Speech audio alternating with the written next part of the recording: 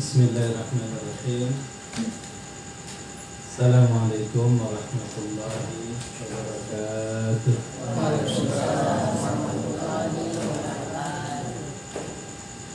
Alhamdulillahi rabbil alamin. Assalatu wassalamu ala asrafil anbiya'i wal mursalin wa ala alihi wa sahbihi wa man tabi'ahum bi ihsanin ila yaumiddin. Amma ba'd. Allahumma inna nas'aluka ilman nafi'an wa rizqan tayyiban wa amalan mutaqabbalan. Allahumma inna na'udzubika min ilmin la yanfa' wa min qalbin la yakhsha wa min nafsin la tasfa' wa min du'a'in la yasma'.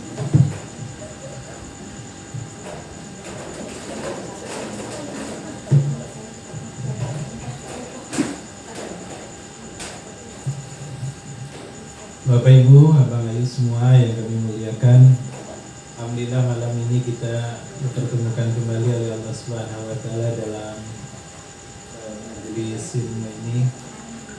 Semoga Allah berkahi kita bersama. Semoga tidak hanya menjadi majelis ilmu tapi juga majelis silaturahim. Majelis ilmu keutamaannya sangat banyak, majelis silaturahim juga demikian insyaallah. Mohon maaf, malam ini saya bawa buku agak banyak ini kan, takut salah saya.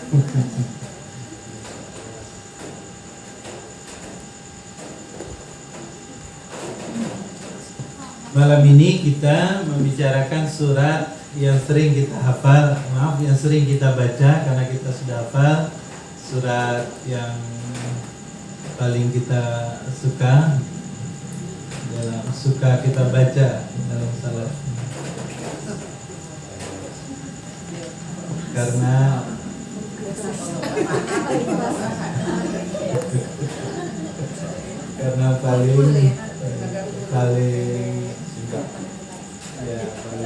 paling ikhlas kita membacanya. Kita juga tidak tahu entah kapan kita ngapalnya kan, yang jelas lah hafal. Izin malam ini mari kita mentadaburi surat Al-Ikhlas, surat ke-112 dalam Al-Quran. Hanya dia, kalau berdasarkan urutan turunnya surat ke-22 ya.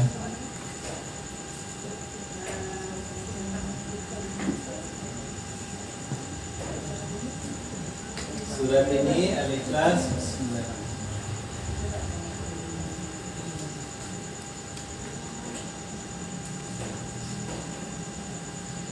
Pertama dia turun di, sebagian ulama sepakat bahwa dia termasuk surat Makkiyah. Kenapa?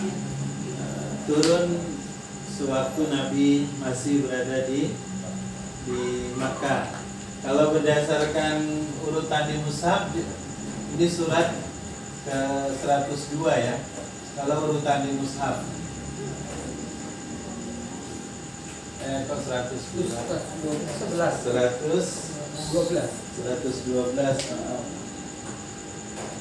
Surat yang terakhir, 3 surat favorit lah katanya. 112. Kalau urutan di mushaf. Tapi kalau berdasarkan urutan turunnya, ini surat yang, kalau urutan turun,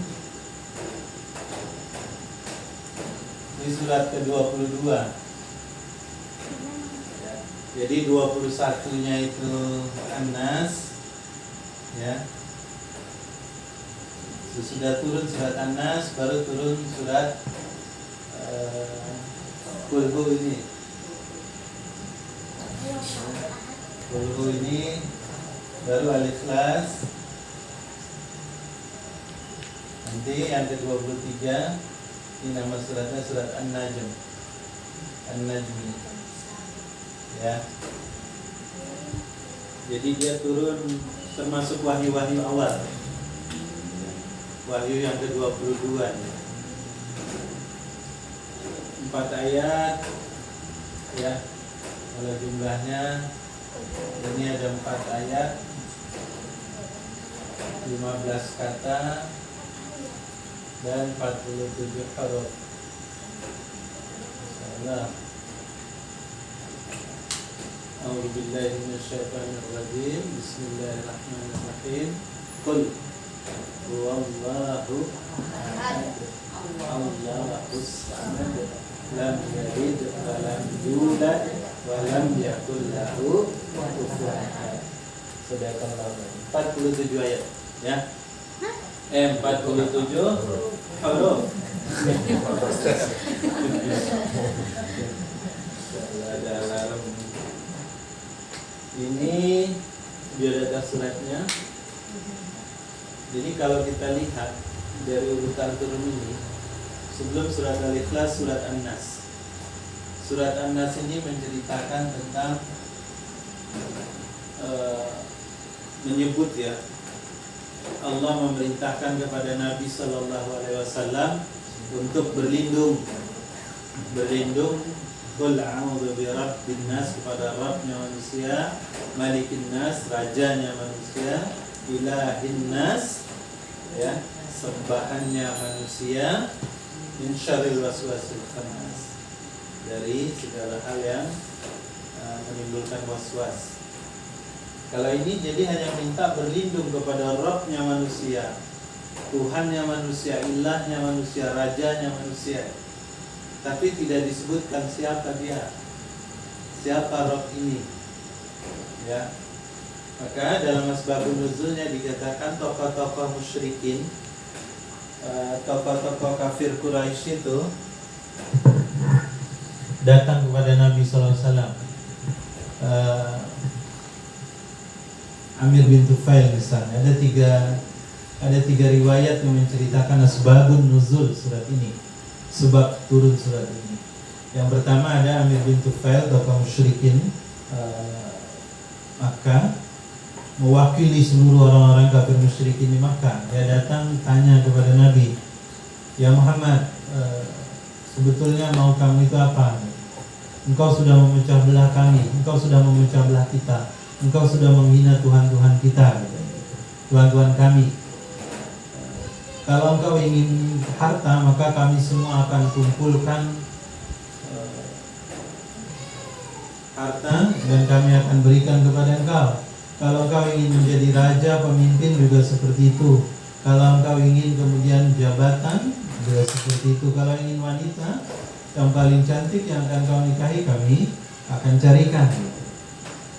Kalau memang itu kehendakmu. Tapi Nabi SAW mengatakan tidak itu, ya. Lalu mereka mengatakan, kalau seperti itu jadi apa sebetulnya mau kamu? Sampai ada pertanyaan kemudian keluar, insib lana rabbak, sif lana rabbak. Satu hadis mengatakan insif, satu hadis mengatakan sif lana rabbak. Kalau seperti itu coba jelaskan sifat Tuhanmu kepada kami. Sif lana, jelaskan kepada kami rabbak, Tuhan kamu. Ya. Itu asbabun nuzul yang pertama. Nanti yang kedua adalah ada lagi orang-orang Quraisy sama datang, mereka menjelaskan, jelaskan kepada kami nasab Tuhan kamu ya Muhammad. Ya. Nah, ada dalam kitab yang lain dikatakan asbabun nuzulnya adalah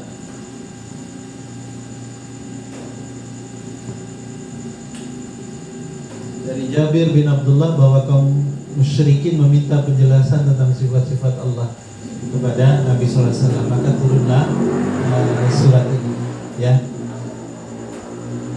Itu asbabun nuzulnya. Jadi orang-orang kafir musyrikin itu meminta, sif lana rabbak, jelaskan seperti apa sifat Tuhan kamu itu ya Muhammad, ya. Tapi nanti kalau kita lihat urutan surat ini, kita juga akan temukan bagaimana memang Allah Subhanahu wa taala sesudah menurunkan surat An-Nas bercerita tentang Rabbnya manusia, ilahnya manusia, maliknya manusia, maka baru Allah jelaskan siapa dia, gitu ya. Siapa Allah itu? Dan ini Allah jelaskan dalam surat Al-Ikhlas. Ya. Surat Al-Ikhlas ini menarik sebetulnya. Kenapa? Nabi di banyak tempat menyuruh kita membaca surat ini dalam sholat. Ya.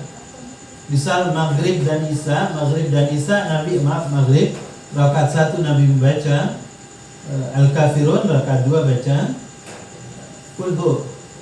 Ya lah, kita nyebutnya Qul Hu lah kan. Tapi di tempat lain, jadi Nabi memasangkan ternyata memang surat Al-Kafirun dengan surat Al-Ikhlas ini.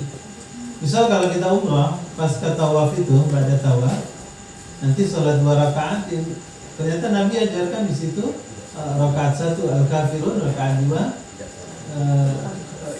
Al-Ikhlas. Salat fajar rakaat 1 sebelum subuh itu, rakaat 1 Al-Kafirun, rakaat 2 Al-Ikhlas. Ya. Saya selama ini mikir kenapa kok Nabi memasangkan kedua surat ini ya dalam satu waktu. Ternyata memang masing-masing surat itu ada temennya gitu, ada kafelannya. Ya. Dan ternyata Al-Ikhlas ini kafelnya, pasangannya adalah surah Al-Kafirun. Kenapa dia dipasangkan? Karena isinya. Karena isinya yang luar biasa. Ya. Dia pendek tapi ternyata isinya luar biasa. Nah,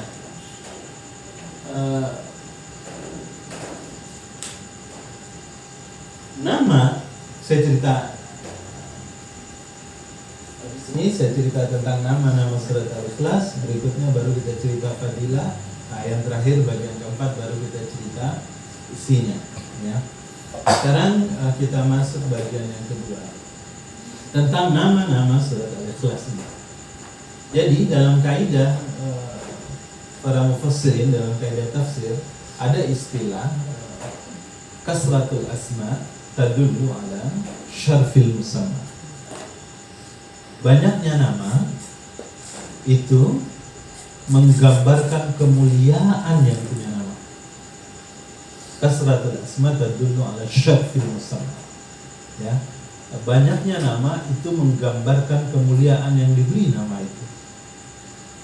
Al-Ikhlas ini punya 23 nama. Jadi dalam tafsir As-Sawi dijelaskan, Imam As-Sawi menjelaskan nama-nama surat Al-Ikhlas itu. Ya. Yang jelas nama pertamanya adalah ini Al-Ikhlas. Ya. Banyak orang bertanya, baca surat, kalau dulu kita kecil-kecil kan, lomba coba baca surat Al-Ikhlas. Bingung gitu kan, ini surat Al-Ikhlas. Kalau An-Nas jelas pulang Rabbil Nas, tidak. Kalau Al-Falaq jelas pulang Rabbil Falaq. Kalau Al-Ikhlas surat apa? Nah, sudah disuruh baca Qul Hu, baru tahu gitu kan. Suruh baca, coba baca surat Qul Hu, Qul Hu, baru kita tahu.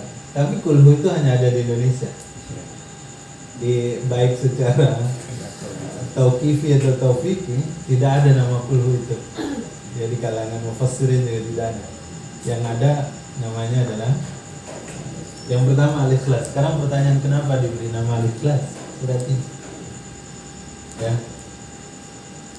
Kenapa surat ini diberi nama surah Al-Ikhlas?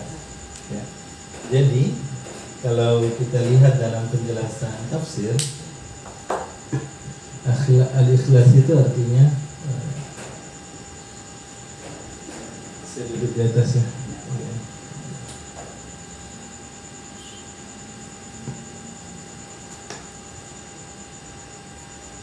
As-Safi wa Jala. Ya, makna Al-Ikhlas itu di dalam bahasa Arab di sini disebutkan As-Safi wa Jala.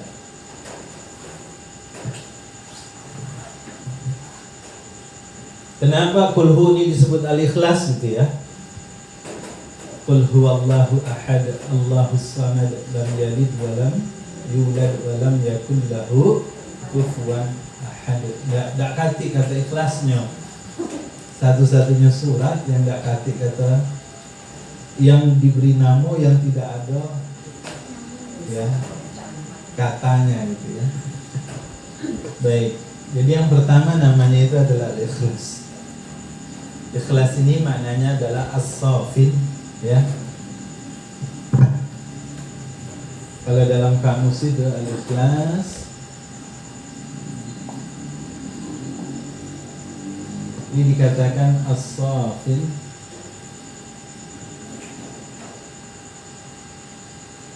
wajar. Ini terdiri dari dua kata ya, supaya nanti kita juga nyambung apa makna ikhlas ya. Kalau di dalam tafsir ini dikatakan ma makna safin wajaran. Kalau safin ini artinya murni ya. Maksud murni apa? Tidak bercampur dengan asli. bukan asli, karena asli belum tentu murni. Beda madu murni dengan madu asli, beda. Madu asli belum tentu murni. Ya beda. Madu asli. Madu asli. Murni pasti murni tak dia? Belum tentu, bisa jadi dia dicampur ya. Ya tak? Tapi kalau madu murni tidak ada sama sekali campurannya ya. Jadi as-safin itu maknanya tidak ada campuran sama sekali. Betul-betul murni. Ya, itu ikhlas. Wajala, jala ini artinya membersihkan, menghilangkan ya, menghilangkan kotoran yang pernah ada. Ya. Jadi kalau di dalam kitab dijelaskan menghilangkan berbagai campuran yang membuat dia tidak murni dalam bahasa Arabnya. Jadi menghilangkan campuran. Ini arti katanya ya.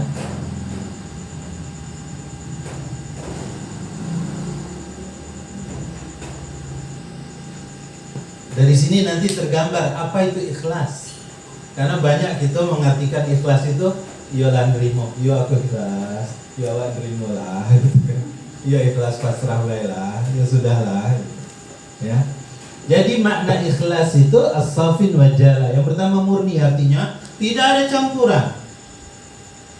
Seperti emas 24 karat itu kan bersih sekali, tidak ada campuran sama sekali. Ya, dan padat dia kan. Iya, bukan masih warna.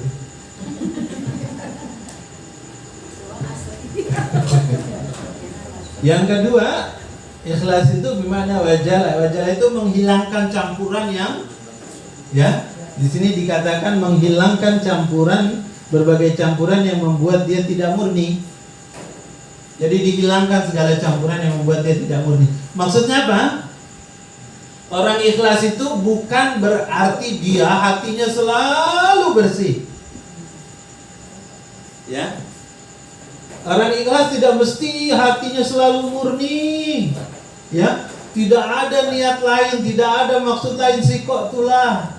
Selama-lamanya sikok tulah, tidak. Ya. Di sini diberitahu juga bahwa ikhlas juga bermakna menghilangkan campuran. Maksud menghilangkan campuran apa?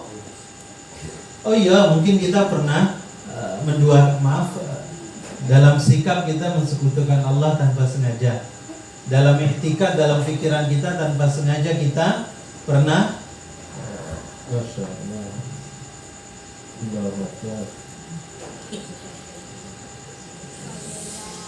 ya. Dalam keseharian kita bisa jadi kita pernah ya. Bisa nih balik ke cerita ikhlas dulu ya, mana ikhlas. Kita pernah, maaf, kita sedekah nih. Ya dah. Lalu dibacakan nama kita di muka di depan mihrab itu kan, pakai tuat, terdengarlah oleh seluruh yang hadir di dalam masjid. Sampai ke luar-luar di kampung-kampung juga, rumah-rumah, sampai terdengar nama oh ini sedekah sekian, ya misal segala banyak, ada entah sedekah duit, entah sedekah segala macam gitu. Kalau kita ditulis nama kita misal di papan masjid itu dah, penyumbang bulan ini si A sekian, kira-kira hati kita berubah gak? Tetap ya wajar, manusiawi sekali kalau kemudian hati kita itu senang hati ketika nama kita itu disebut ya, dituliskan, didengar oleh banyak orang, senang. Akibatnya tadi larinya ke ria. Ketika muncul sifat itu, ketika muncul rasa itu, cepat-cepat kita beristighfar, ya. Cepat-cepat kita mohon ampun kepada Allah Subhanahu wa taala. Astagfirullahaladzim, astagfirullahaladzim, ya Allah. Bukan ini niat aku ya Allah, bukan ini niat saya ya Allah. Niat saya adalah semata-mata karena ingin mendapat ridho-Mu ya Allah. Ya. Jadi bukan berarti hatinya murni terus, tapi di dalam perjalanan tiba-tiba ada yang mengotori, cepat-cepat dia hilangkan. Itu juga makna dari ikhlas. Ya. Jadi abang ayu semua, Bapak Ibu, makna ikhlas itu ini, as-safin wajah, ya, murni, tidak ada campuran, ya, bukan asli, karena asli bisa jadi bercampur, plus dia menghilangkan. Kalau ada kotoran, ada yang berubah dari niat, ada yang berubah dari perasaan kita, ada yang berubah dari pikiran kita, cepat-cepat kita luruskan lagi, cepat-cepat kotoran itu kita hilangkan lagi. Itu namanya ikhlas. Ya, hanya sekarang ikhlas itu ada dua nih. Ikhlas di dalam beribadah kepada Allah, ya, dan ikhlas di dalam akidah. Ini yang harus kita bedakan juga, ya. Bahwa kalau dari sisi akidah dijelaskan dalam tafsir ini bahwa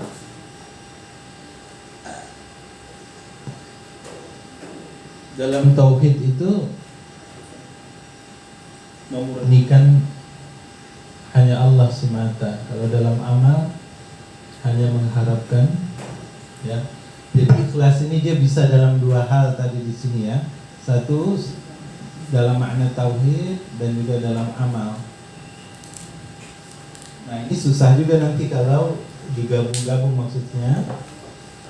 Kalau di dalam tauhid yang dimaksud dengan ikhlas ini tadi, ya, memurnikan, di sini dikatakan, ya, memurnikan keyakinan kita hanya kepada Allah saja. Ya, keyakinan hanya Allah saja di sini. Hanya Allah tujuan utamanya. Okay. Kalau di dalam amal yang dimaksud ikhlas itu adalah kita berbuat itu mengharapkan balasannya dari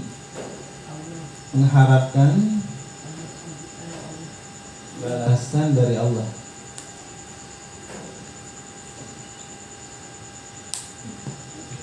Nah, ini jangan dicampur-campur juga.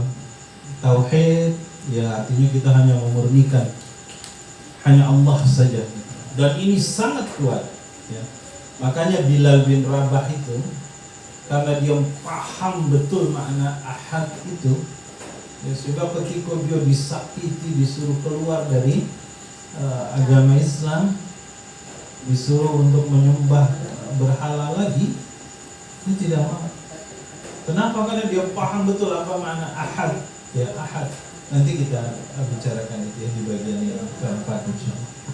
Nah, ini dari sisi namanya. Kenapa dia diberi surah ini diberi nama Al-Ikhlas?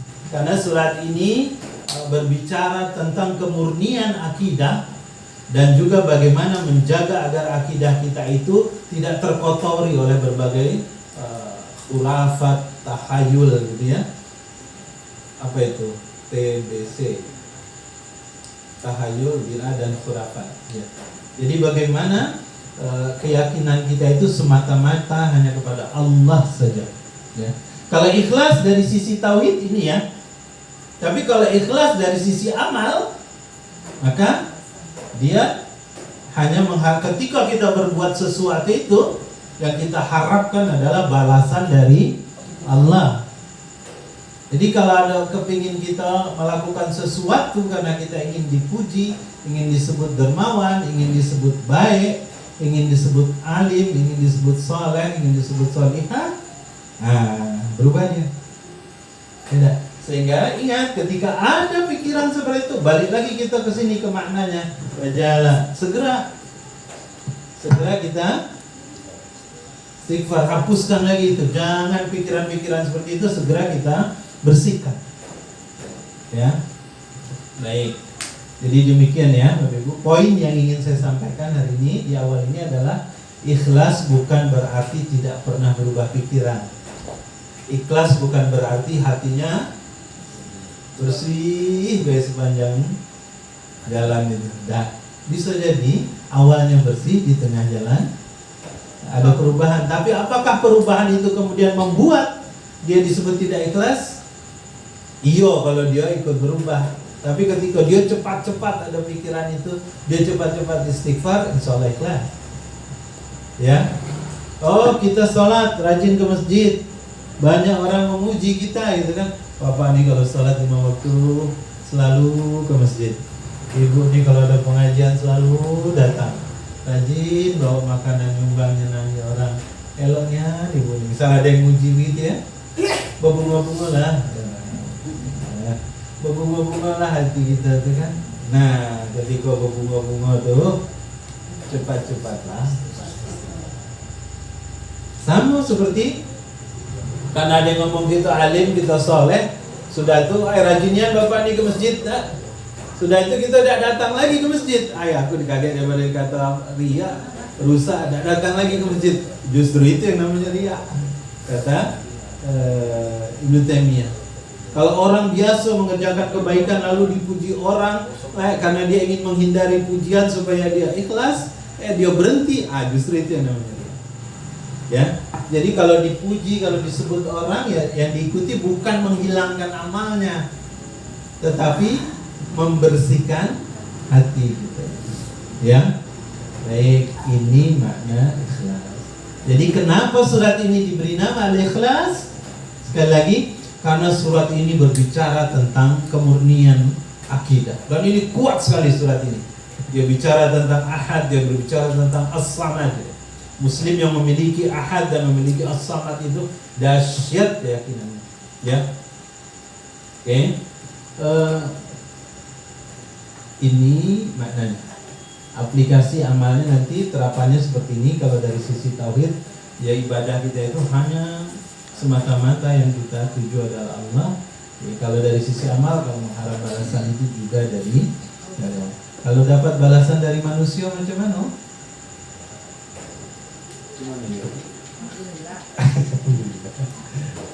Masya Allah. Baik, itu namanya. Saya baca satu-satu ya namanya ya, Bapak Ibu sekalian.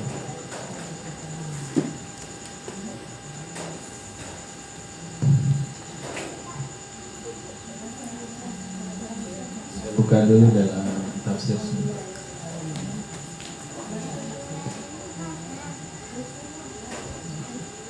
Jadi saya ringkas nama-nama surat Al-Ikhlas ini. Kenapa saya cerita nama nih Pak? Ya, karena dia menarik nanti, menggambarkan siapa Al-Ikhlas ini. Kenapa dia begitu istimewa? Kenapa dia disebut seperti dua Al-Quran? Kenapa Nabi ya banyak sekali membaca surah ini?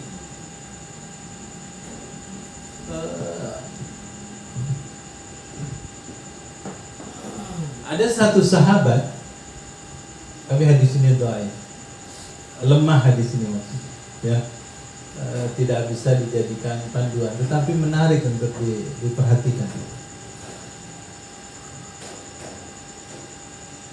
Ada sahabat diceritakan namanya Muawiyah bin Muawiyah al-Muzani.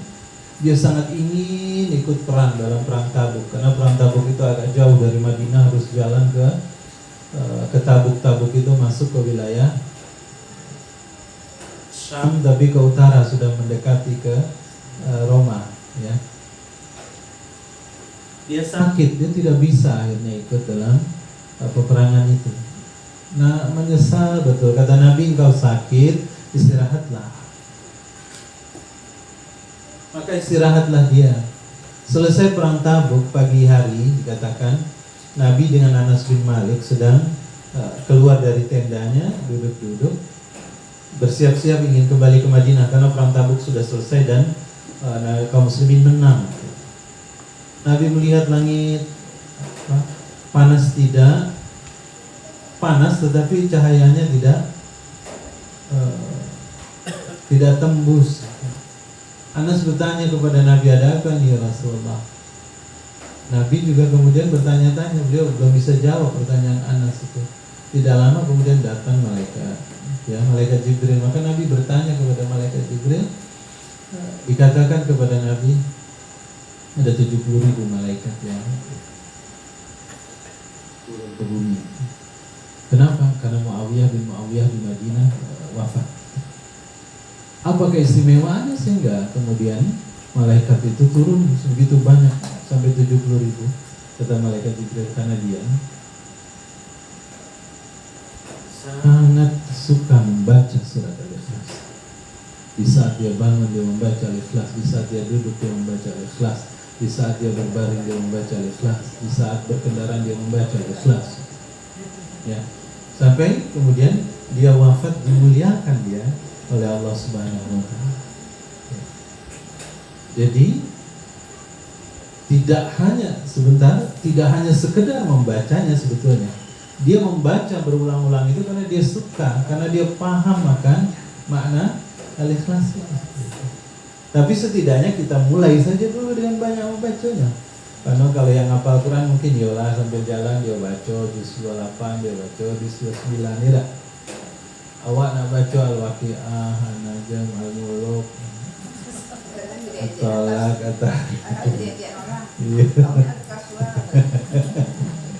kita udah hafal, ya. Tapi bukan berarti kemudian kita tidak baca, bisa. Ya, sambil naik kendaraan itu kita baca yang kita hafal. Nah, Muawiyah bin Al-Muzani dikatakan begitu. Dia baca yang dia hafal itu. Ya. Nah, maaf saya melompat dulu saja, kalau itu kita cerita fadilahnya saja dulu ya. Karena ini panjang cerita namanya. Khawatir tidak selesai. Ya, tapi bismillahirrahmanirrahim. Jadi Nabi yang pertama sekali mengatakan bahwa membaca surat Al-Ikhlas itu sama seperti membaca sepertiga Al-Quran. Ya. Ini saya membawa tafsir Fathul Qadir Imam Syaukani.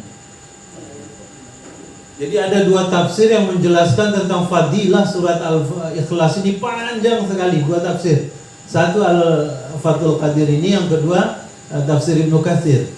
Ya, yang saya bawa ini Fathul Qadir karena kurang lebih ini agak pendek dikit. Kalau Ibnu Katsir lebih panjang lagi dia ceritanya. Ya, dan yang saya baca hanya hadis-hadis yang sahih saja. Kalau yang daif tidak saya baca ya. Jadi dikatakan di sini Nabi SAW mengatakan yang pertama bahwa Al-Fatihah itu sepertiga Al-Quran. Ya, Al-Fatihah itu adalah sepertiga Al-Quran. Di sini dikatakan Nabi SAW bersabda, "Man qara'a qul huwallahu ahad, faka'annama qara'a thulutsal Quran." Hadis ini sahih. Ya. Kata Nabi SAW, barang siapa yang membaca qul huwallahu ahad, maka ia seakan-akan membaca sepertiga Al-Quran. Seakan-akan, ka'annama qara'a thulutsal Quran, seakan-akan dia membaca sepertiga Al-Quran.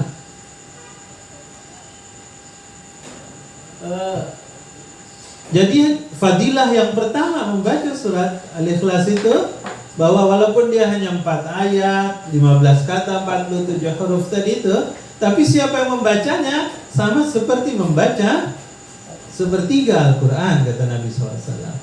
Dijelaskan kemudian, ya. Maaf kalau saya tidak salah, Imam Nawawi menjelaskan kenapa maksudnya sepertiga Al-Quran. Ya, sebab ada sahabat Nabi lagi duduk-duduk, ya. Nabi manggil seluruh sahabatnya kumpul-kumpul di Nabawi gitu kan. Sudah sahabatnya berkumpul, baru Nabi keluar dari kamarnya menemui sahabat itu.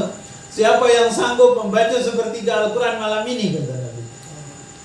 Sahabat tidak ada yang angkat tangan, karena sepertiga Al-Quran sama dengan 10 juz. Siapa yang sanggup baca malam ini 10 juz? Itu yang ada dalam pikiran para sahabat. Tidak ada yang angkat tangan. Lalu Nabi bilang, siapa yang membaca Qul huwallahu ahad, maka dia sama seperti membaca sepertiga Al-Quran. Jadi riwayatnya begini, kenapa Al-Ikhlas itu disebut sepertiga Al-Quran? Karena Al-Quran itu kalau ditengok, dia terdiri dari 3 pokok utama. Kita sudah bahas ini sewaktu membicarakan mentadaburi surat Al-Fatihah, ya. Al-Quran itu kan dia satu bercerita tentang akidah, ya, keyakinan kepada Allah Subhanahu wa taala. Bagian yang kedua dia bercerita tentang hukum ahkam.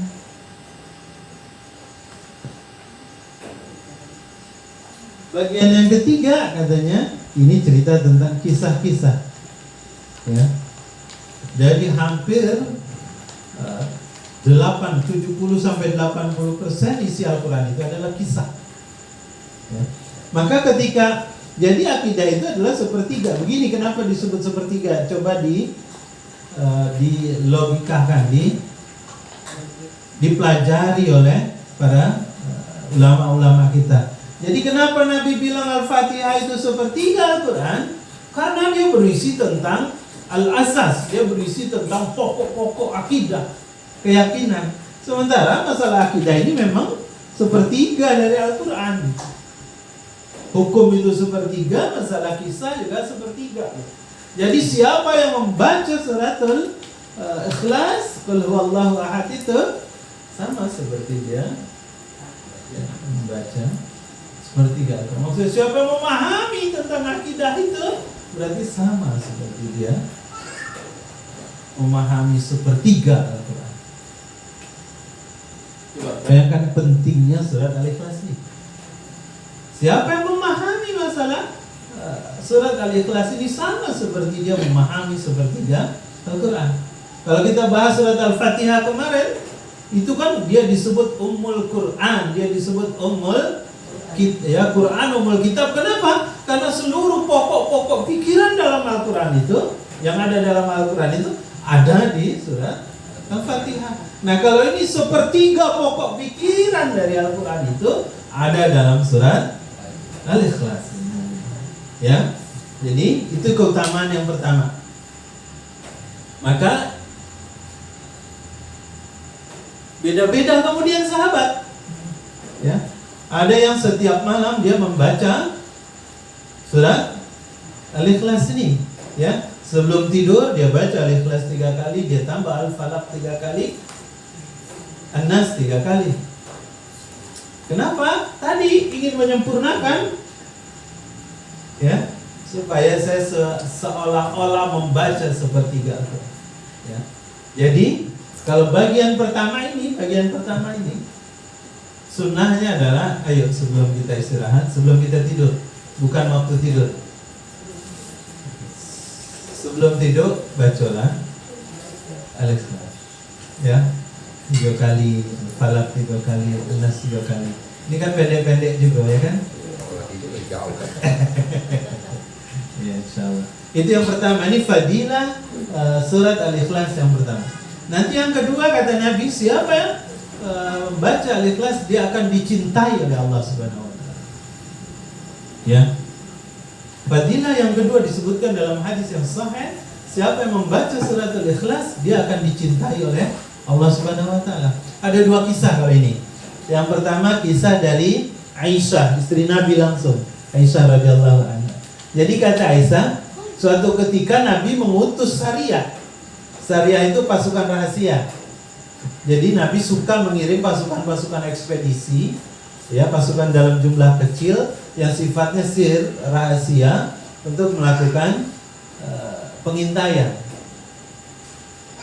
Nah, suatu ketika Nabi kirim Sariyah ini, ya, lalu oleh sesama sahabat ditunjuklah seorang komandan. Kalau zaman dulu siapa yang jadi pemimpin, dialah yang jadi imam. Karena siapa yang ditunjuk Nabi jadi pemimpin, maka melekat juga saat itu tugas dia sebagai imam.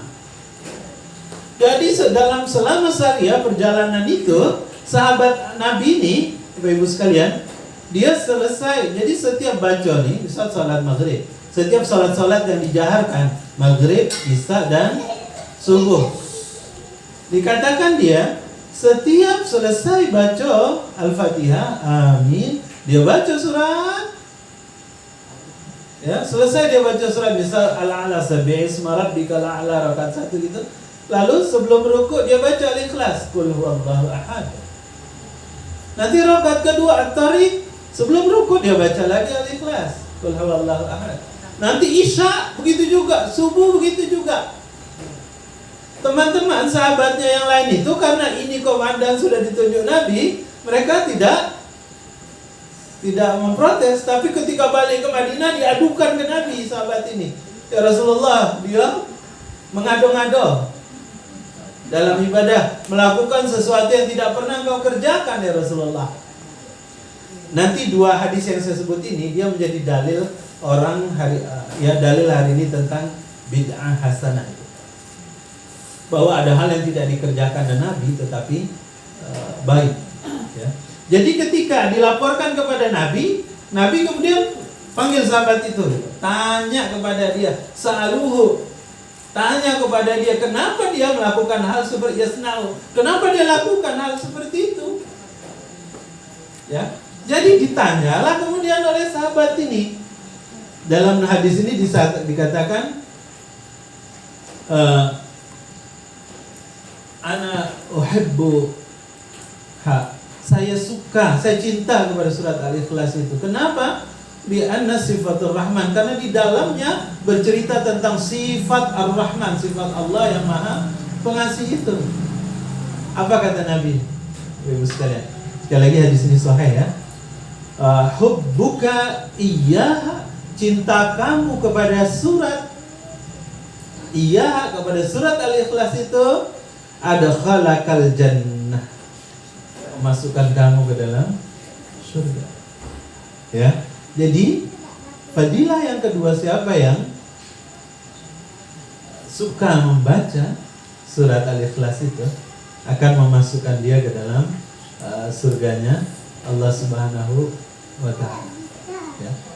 Jadi lalu nanti ada satu lagi hadis. Kalau ini dari Abu Hurairah. Ada sahabat Ansor Nabi tunjuk jadi imam di Masjid Quba. Masjid yang pertama sekali Nabi bangun ketika Nabi hijrah itu, ya. Berhenti di Quba 4-5 hari, Nabi bangun masjid, sudah selesai, baru Nabi kemudian lanjutkan perjalanan masuk kota Yasrib, Madinah itu. Jadi Nabi tunjuk seorang sahabat untuk jadi imam di Masjid Quba. Maka berangkatlah sahabat ini. Dia lakukan tugasnya sebagai imam di masjid itu. Tapi ada yang menarik.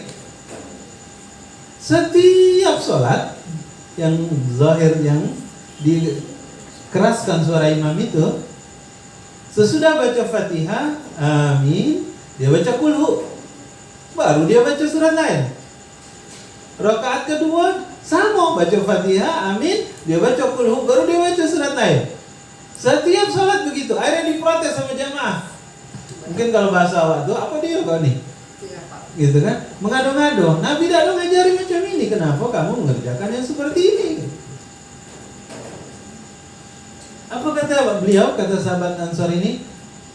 Saya suka kepada surat Al-Ikhlas, saya cinta, saya suka bacanya, saya cinta surat Al-Ikhlas itu, dan saya akan terus membaca selama saya jadi imam. Saya akan macam inilah bacaan saya kalau saya jadi imam. Kalau kamu dah enggak, ya sudah, tunjuklah imam yang lain. kata beliau. Berkumpullah orang Kuba waktu itu, sepakat bahwa tidak ada yang lebih baik bacaannya selain beliau, dan tetap menginginkan beliau jadi imam. Tapi ya akhirnya nyerahlah mereka gitu, ya lanjutlah kami ikut gitu. Tapi ada juga yang ngadu ke Nabi, ya Rasulullah, ini sahabat yang kau tunjuk ternyata waktu dia jadi imam, sesudah amin dia baca kulhu dulu, baru baca surat yang lain. Nabi sama tanya kepada beliau, apa sebab dia lakukan itu. Jadi ditanyalah oleh sahabat kepada beliau ini. Jadi di sini dikatakan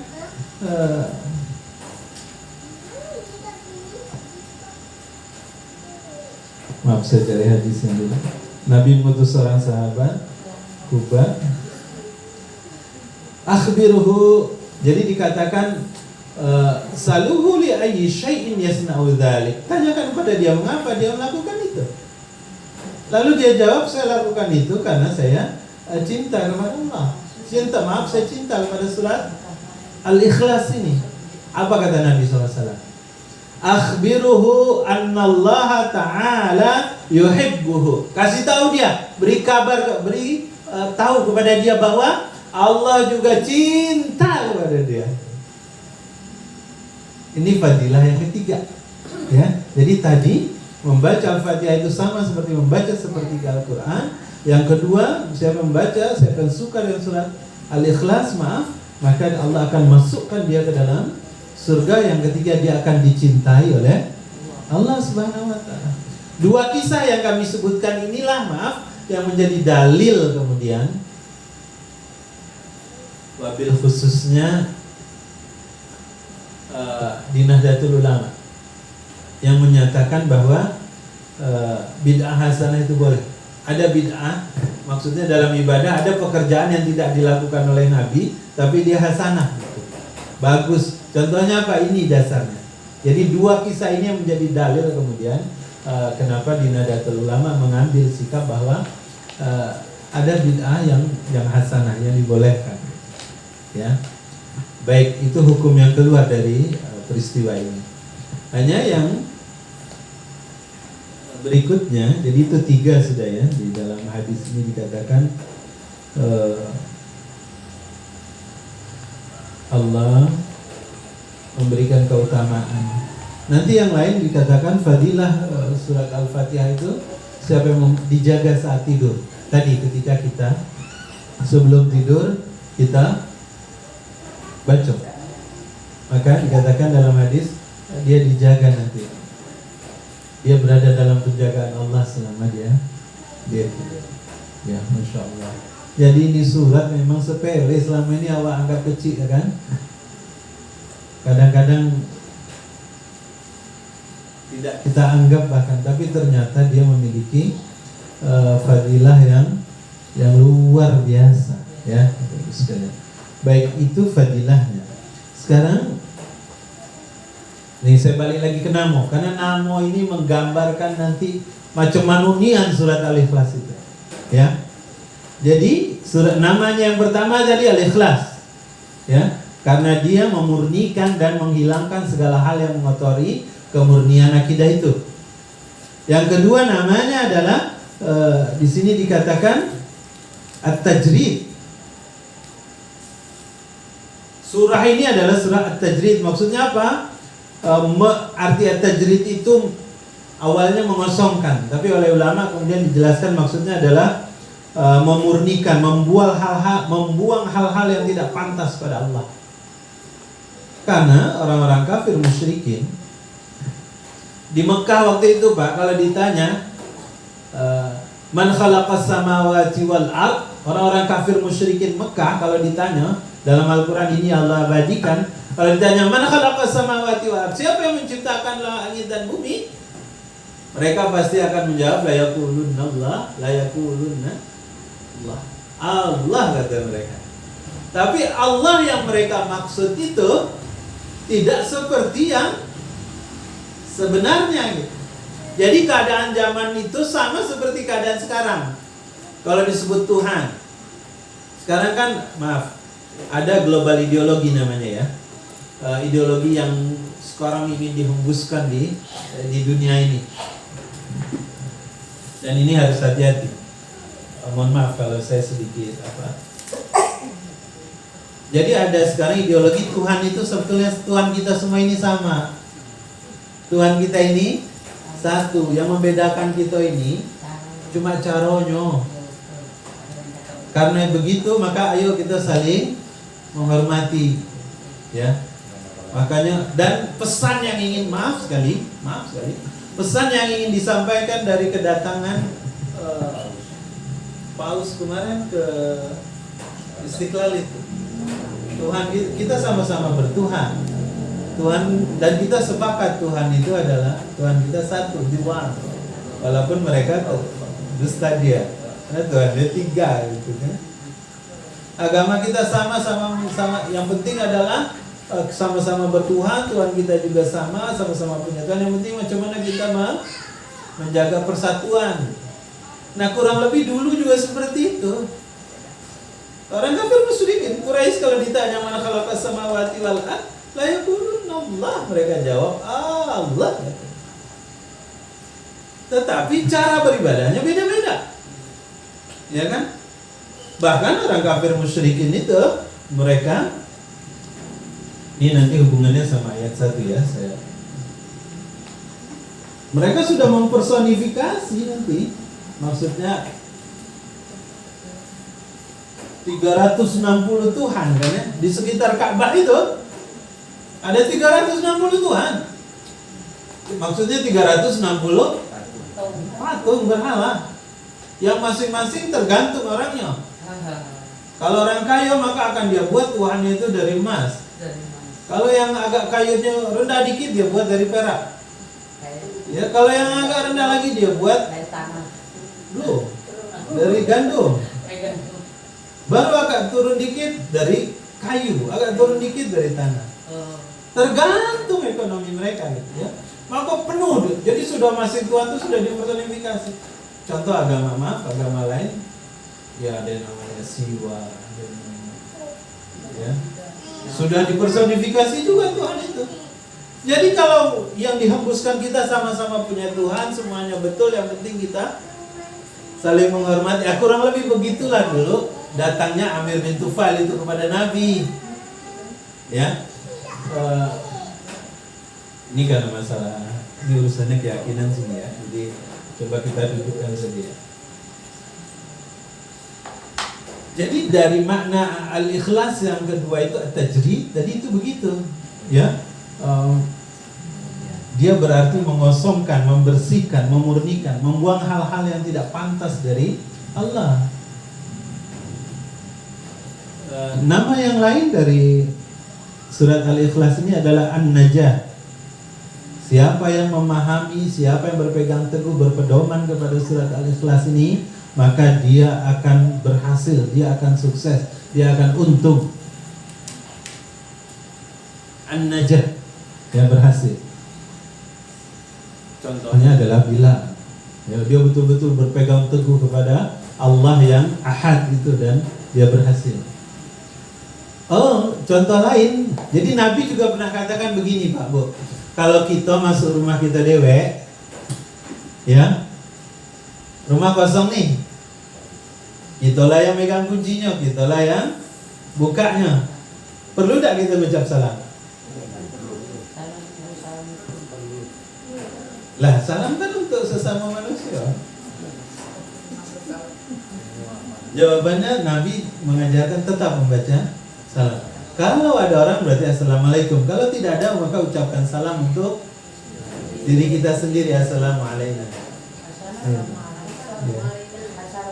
Iya, assalamualaikum. Kalau orang lain kan assalamualaikum warahmatullahi wabarakatuh. Assalamualaikum warahmatullahi wabarakatuh. Tapi saya assalamualaikum aja Pak. Ya, rubah. Ya kalau tidak ada orang assalamualaikum. Ya. Keselamatan atas kami warahmatullahi wabarakatuh. Terus nih Nabi mengatakan sesudah itu maka bacalah surat Al-Ikhlas. Jadi masuk rumah itu assalamualaikum, baca surat Al-Ikhlas.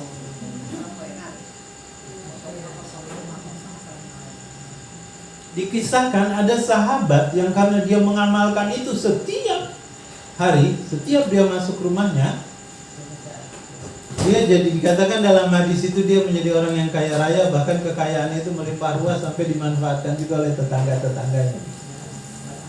Ya, itu yang dimaksud dengan nama dari Al-Ikhlas ini An-Najah. Ya, An-Najah. Lalu namanya yang lain adalah Al-Wilayah.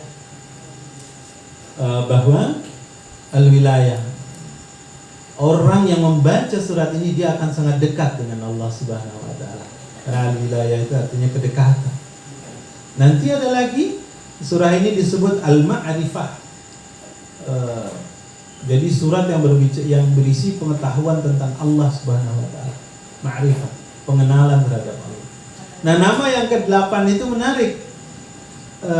Muqashqishah namanya.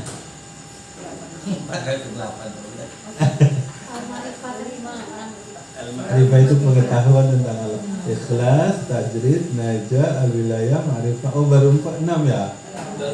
Ada yang baru 5. Nah, berarti dari saya ikut nomor. Yang berikut namanya Al-Muqashqishah. Ya. Kalau arti Al-Muqashqishah itu menyembuhkan, menyehatkan. Jadi dikatakan surah ini, jadi Muqashqishah itu kalau kita ibaratkan, kalau ada orang sakit lalu disembuhkan dan sama sekali tidak ada bekas dari sakit pada orang itu, itu namanya Muqashqishah. Muka pakai sin, shin, pakai qaf, Muqashqishah.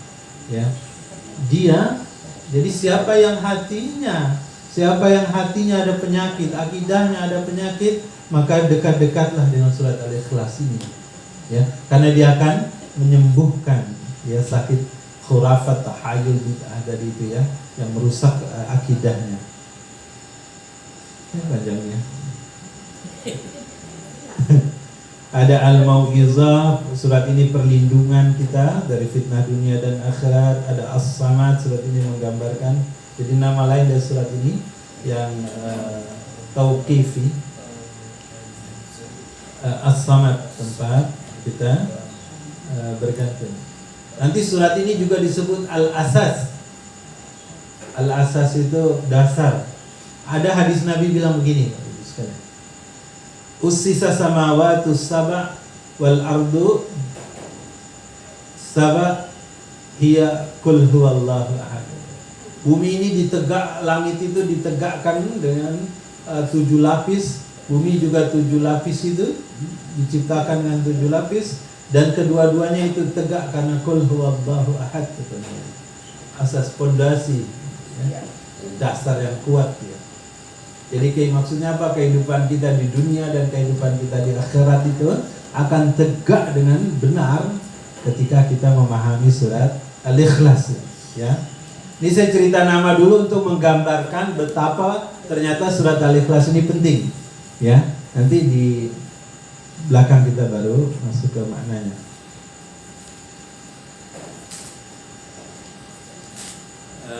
Yang lain sama, dia juga namanya Al-Mani'ah, pencegah dari siksa kubur. Ya, juga dia Al-Ikhlas ini Al-Muhtadar. Muhtadar itu menghadirkan malaikat. Maksudnya, siapa yang baca surah ini rutin dia baca, ya selalu dia baca jadi wirid ya. Di sini dikatakan bisa menghadirkan malaikat.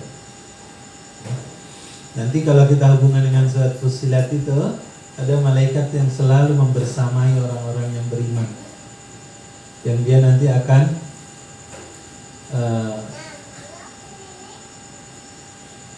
menurunkan ketenangan ke dalam hati orang yang beriman itu, ya, itmi'nan, dan juga saja'ah, berani, optimis, tafa'al, dan juga yakin dengan surganya Allah Subhanahu wa taala. Ya. Allahu Akbar. Surat ini juga disebut Al-Munfirah. Al-Munfirah itu maksudnya lari. Setan akan lari dari orang yang membaca surah ini. Dia juga disebut Al-Bara'ah.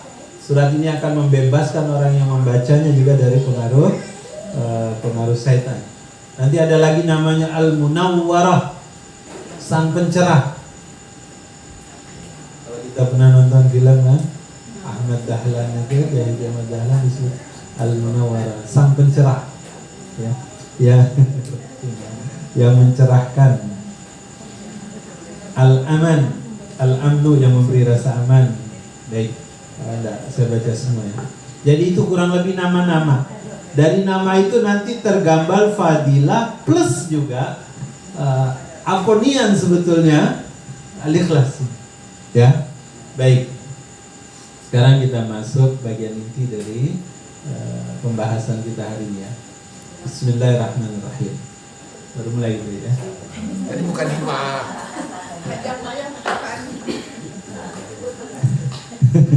Nggak, intinya maksudnya apa? Ternyata surat Al-Ikhlas ini istimewa gitu. Kita kadang ayat Al-Ikhlas gitu dah. Padahal ternyata dia luar biasa. Padahal baca itu juga, Pak. Hah? Ngeremehin tapi yang dibaca itu juga. Tadi karena imam baca itu pun tadi kan itu imam ikhlasnya ikutnya kan. Karena senang. Baik, mari kita mulai ya. Bismillahirrahmanirrahim. Ayat pertama berbunyi Qul huwallahu ahad. Baby, gimana Baby? Mulai dah. Itu baru nak mulai ini. Bapak ikut sender Bapak ya. Kalau bukan ke ayat. Bismillah. Sambil cicip dah.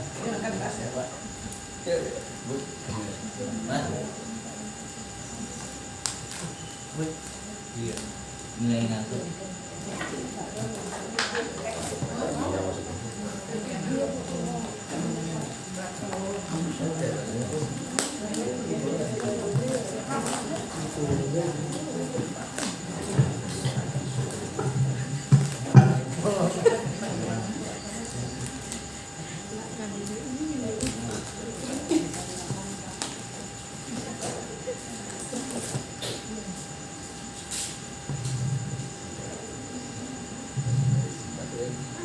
Baik, kita mulai ayat 1 ya. Barat.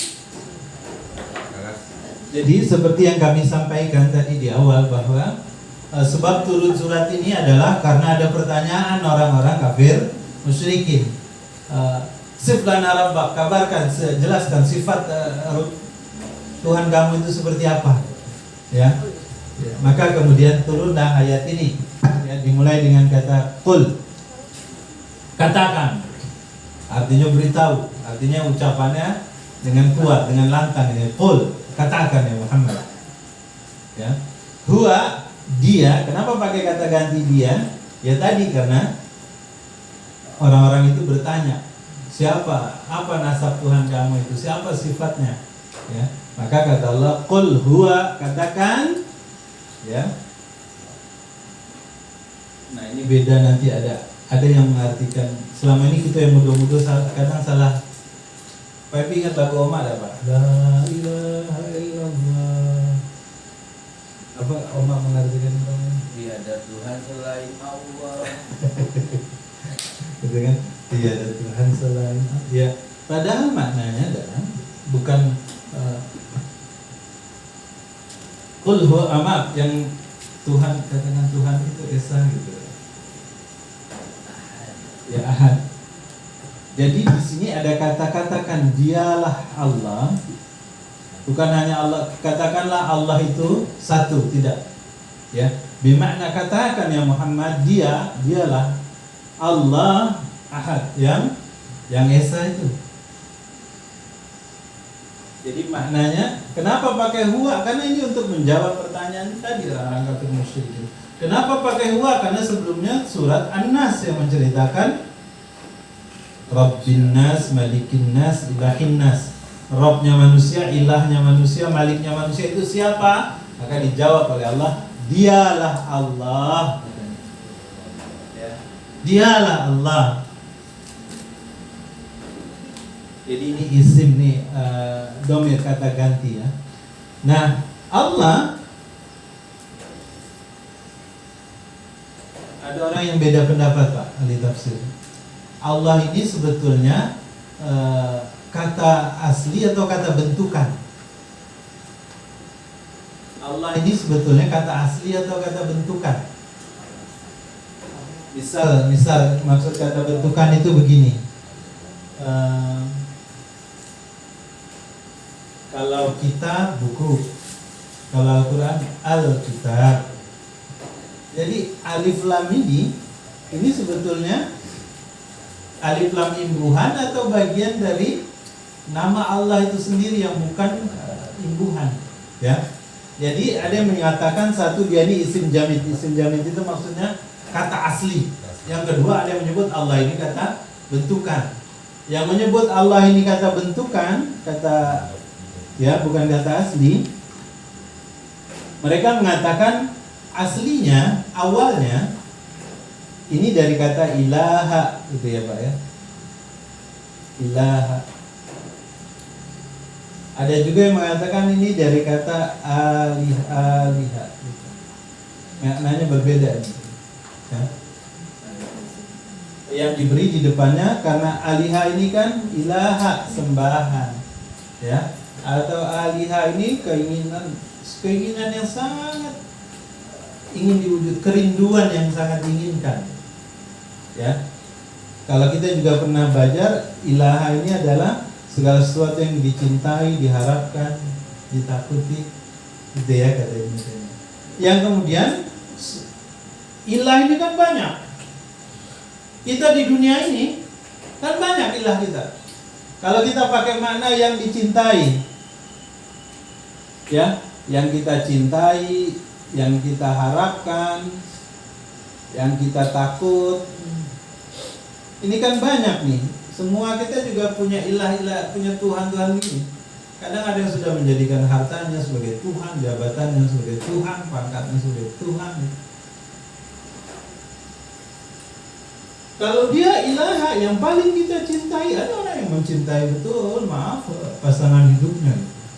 Ada yang mencintai betul hartanya, sehingga segala-galanya pokoknya nggak peduli halal haram hantam, pokoknya dapat deh. Itu kan itu fungsinya sudah fungsi itu. Nah, karena makna ilah itu seperti itu, maka kalau yang khusus, kalau yang betul-betul dicintai, yang betul-betul ditakuti, yang betul-betul diharapkan, maka dia diberi alif lam di depannya. Gitu. Diberi tambahan huruf alif lam. Maka awalnya nih kalau kata menurut orang yang bahwa kata Allah ini bentukan. Jadi awalnya itu dia dari kata al-ilaha gitu. Al-ilaha. Karena orang Arab sering nyebut al-ilaha susah. Akhirnya ini alif di tengah ini, hamzah ini dihilangkan, akhirnya jadi begini, Allah. Ada yang mengatakan seperti itu, ya, bahwa dia adalah kata bentukan. Tapi yang kedua mengatakan Allah ini bukan kata bentukan, kata asli. Sebab kalau dia kata bentukan, ya, contoh kalau dibaca itu ada yang berubah harusnya. Kalau kita baca Asmaul Husna itu, Wallahul ladzi la ilaha illa huwar rahmanur rahimul malikil qudus, ya. Jadi kalau misal ya Allah ya Rahman, kalau kata Ar-Rahman atau Ar-Rahim ditambah ya di depannya, kalau dalam bahasa Arab itu kalau ada alif lam depannya ketemu dengan huruf ya, maka dia ini hilang nih, jadi ya Rahman gitu. Atau Ar-Rahim ketemu dengan ini ya, maka sama bacanya ya Rahim, alif lamnya hilang gitu. Lalu kenapa pas kalau dia ini kata bentukan dia tidak ya Allah gitu, tapi tetap dibaca ya Allah gitu. Kaidahnya nggak pas gitu. Ya, itu pendapat kedua yang mengatakan bahwa Allah ini sebetulnya kata asli, bukan kata bentukan. Indikator ciri-cirinya apa bahwa dia ini kata asli gitu. Kalau jadi ini perkataan dari Ibnu Athaillah As-Sakandari, penulis tafsir buku Al-Hikam, ya, kata beliau, ini kita sudah pernah dengar keistimewaan kata Allah ini, ya, walaupun dihilangkan hurufnya satu persatu tetap dia menunjuk kepada Allah, gitu ya. Dihilangkan hamzahnya ini Allah, Ya, kita sudah pernah dengar kali ini ya. Saya melihat Ustaz Adi Hidayat. Misalnya kan nama Allah nih ya, dihilangkan alifnya, jadi lillah tetap Allah. Dihilangkan lagi huruf lam depannya, lahu, dia tetap Allah. Dihilangkan juga huruf lamnya, tinggal huruf hu juga menunjuk dia Allah.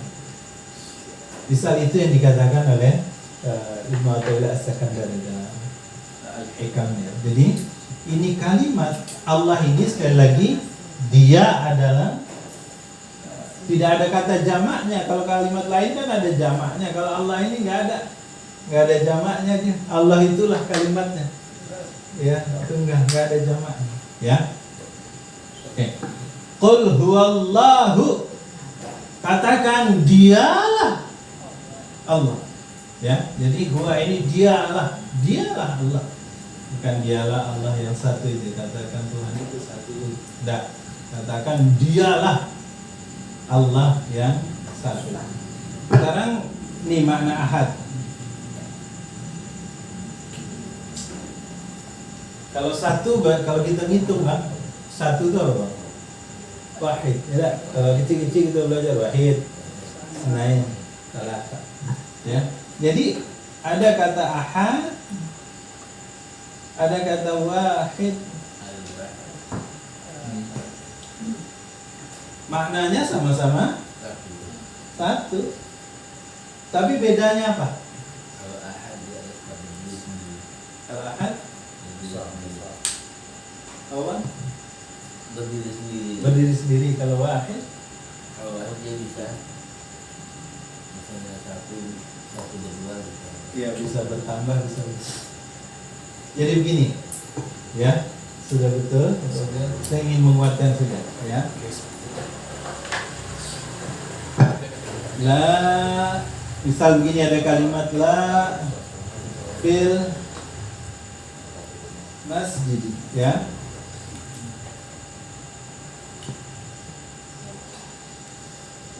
Misal ada kalimat la ahadu fil masjid, la wahidu fil masjid, kalimatnya gitu. Ya. Kalau ini la ahadu fil masjid, maka di sini artinya tidak ada seorang pun. Kalau la wahidu fil masjid, tidak ada seorang di masjid. Kalau tidak ada seorang, bisa jadi 10, bisa jadi 5, bisa jadi 20, bisa jadi 2 gitu kan. Karena ada seorang. Artinya bisa bertambah, bisa berkurang. Kalau wahid itu begitu. Ya. Jadi menunjukkan sesuatu yang tidak tunggal. Tapi kalau la ahadu, tidak ada seorang pun. Tidak ada satu pun. Jadi enggak ada. Ya, jadi ahad ini dia sekali lagi betul berdiri sendiri. Kalau ini dia bisa bertambah, bisa berkurang. Kalau ahad ini tidak. Ya, jadi kalau saya katakan tadi,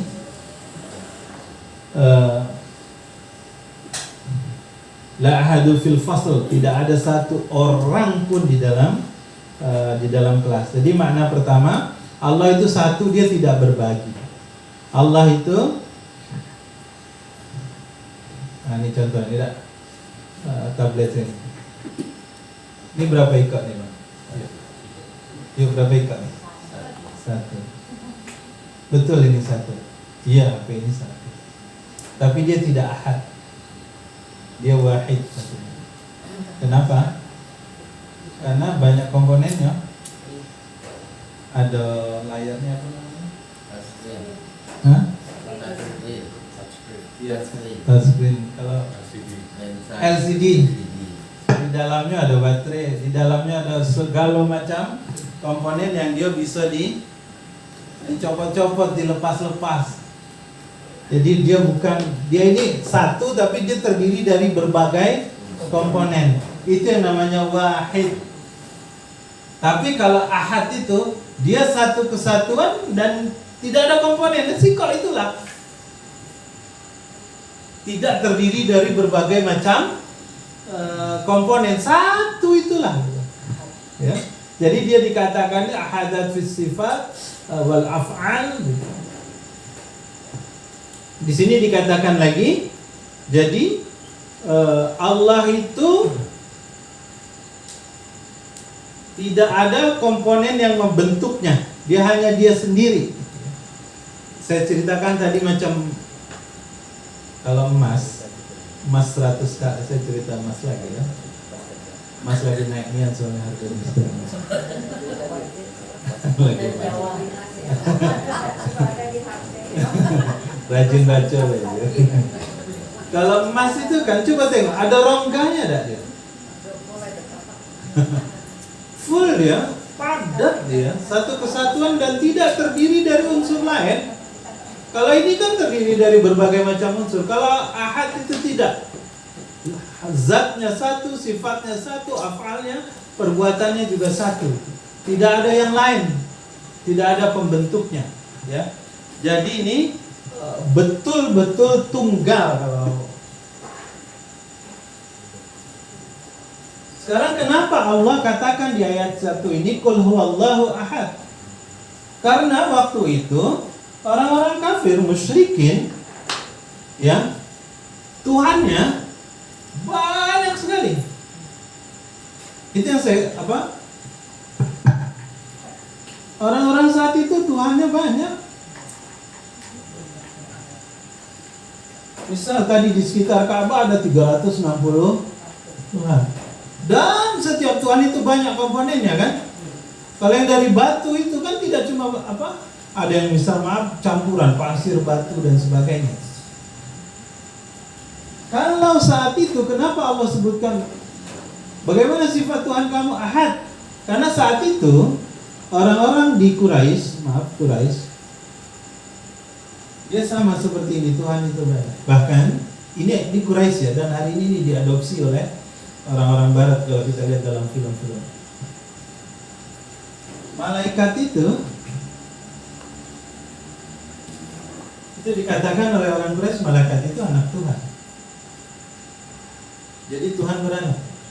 Nah, Tuhan itu satu, ahad. Sampai hari ini kan dipakai dalam film-film itu kalau menceritakan peri. Kan ada peri kecil-kecil. Ya kan? Kecil dia salah, yang besarnya ada sikok. Dia semacam mengikuti kepercayaan ini. Allah itu Tuhannya satu, terus dia punya banyak anak-anak malaikat yang kecil-kecil. Sementara orang-orang Nasrani dia mengatakan Isa adalah anak Tuhan. Orang Yahudi saat itu mengatakan Uzair anak Tuhan. Itu kepercayaan yang ada saat itu. Maka waktu turun surat ini Qul huwallahu ahad, katakan dialah Allah yang satu, yang tidak ada sandingannya, yang tidak ada samanya, yang tidak ada lainnya, cuma satu. Bulat dia satu tuh yang dia tidak terbagi, hanya dia. Ya. Jadi Allah gak punya, nanti ini kalau cerita lam yalid walam yulad. Jadi satu dia tuh, komponennya hanya satu, tidak ada yang lain. Allah itu satu, bukan dua, bukan tiga, apalagi sangat banyak. Beda. Ya. Nah terus saya singkat, Allahus. Jadi yang penting di sini memahami makna ahad ini ya, beda ahad dengan wahid. Ya. Lalu yang kedua Allahus samad.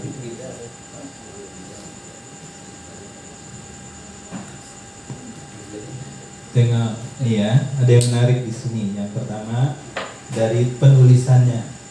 Kalau kita misal menjelaskan sesuatu ya,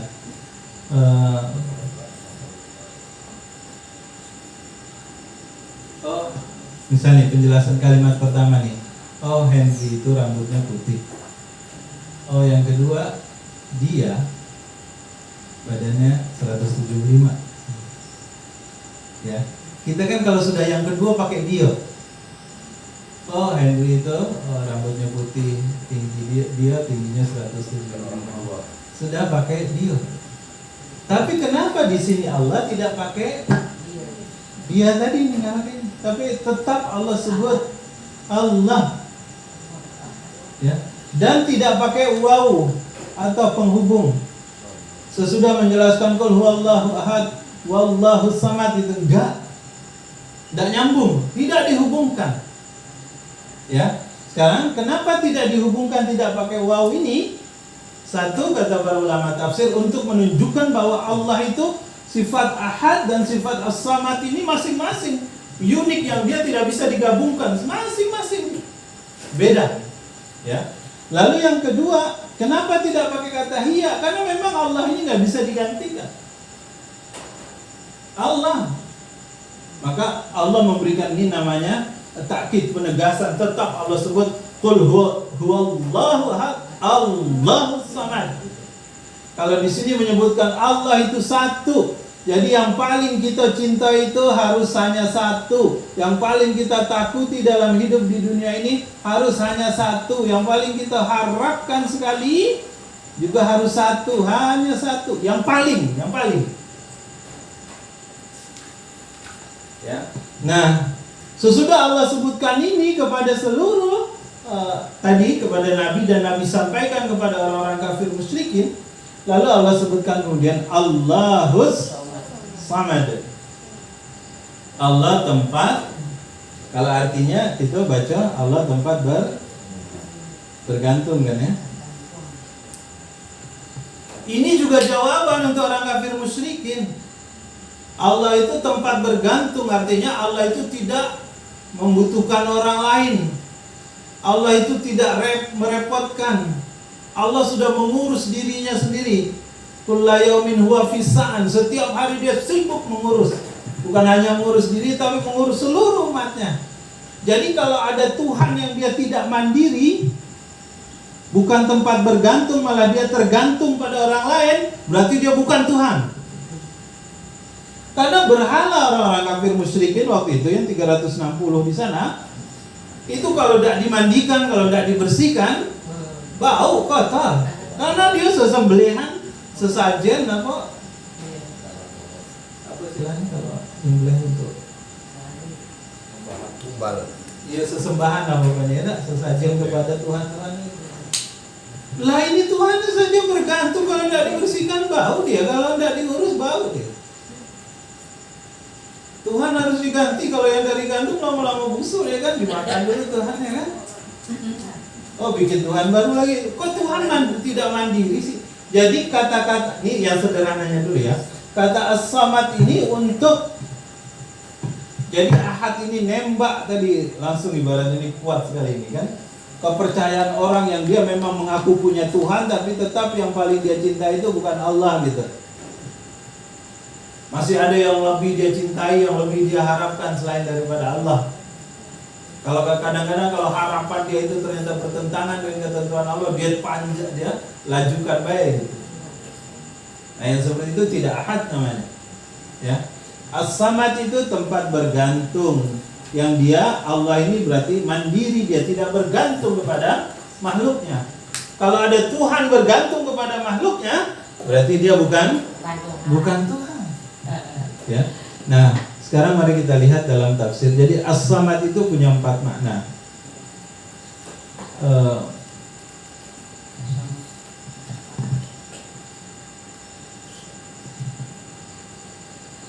Jadi qul huwallahu ahad itu adalah sifat pertama Allah, ya, yang menentang banyak Tuhan itu. Lalu yang kedua Allahus samad. Fungsi pengulangan lafaz Allah pada ayat 2 ini menegaskan bahwa Allah memiliki sifat as-samad. Makna as-samad itu yang pertama adalah tawajaha ilaihi, bahasa Arabnya tawajaha ilaihi,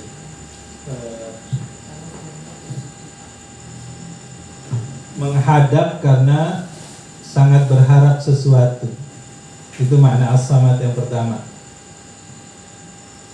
Menghadap karena sangat berharap sesuatu.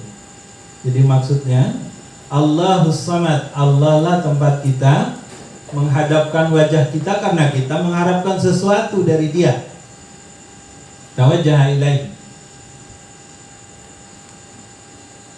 Kita sholat, kita datang kepada Allah Subhanahu wa Ta'ala memang karena kita mengharap ridhonya, karena kita mengharap tadi kasih sayang Allah, mengharap rahmatnya, mengharap barokahnya gitu.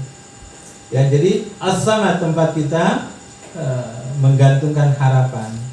Yang kedua, as-samad itu maknanya adalah di sini dikatakan kalau tadi menghadap karena sangat berharap sesuatu, kalau yang kedua sumber bergantung atau sumber harapan dan tujuan. Jadi Allahus Samad tidak hanya tempat kita menghadapkan wajah ketika kita berharap sesuatu. Lalu yang kedua juga Allahus Samad itu maknanya adalah sumber bergantung atau sumber harapan dan tujuan kita. Allahus Samad, tempat kita berharap. Jadi yang pertama tadi tempat kita menghadapkan wajah.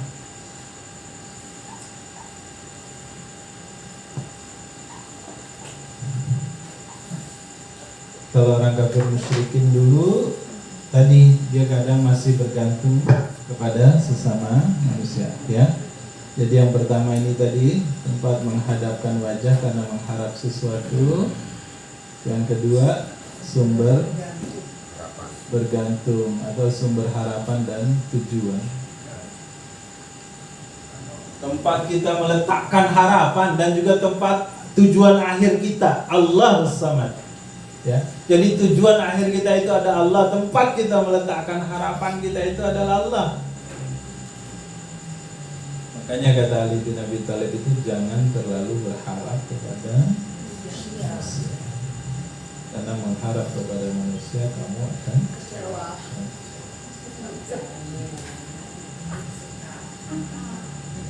ya, karena memang manusia punya kelebihan.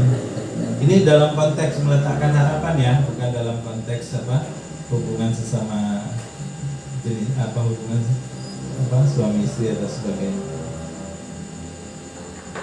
Jadi itu yang kedua, Allahus Samad, sumber bergantung, sumber harapan, sumber tujuan kita. Nanti kata as-samad dalam bahasa Arab juga bermakna tidak butuh apa-apa. Ya. Dia bermakna as-samad, tidak butuh sesuatu yang tidak butuh apa-apa.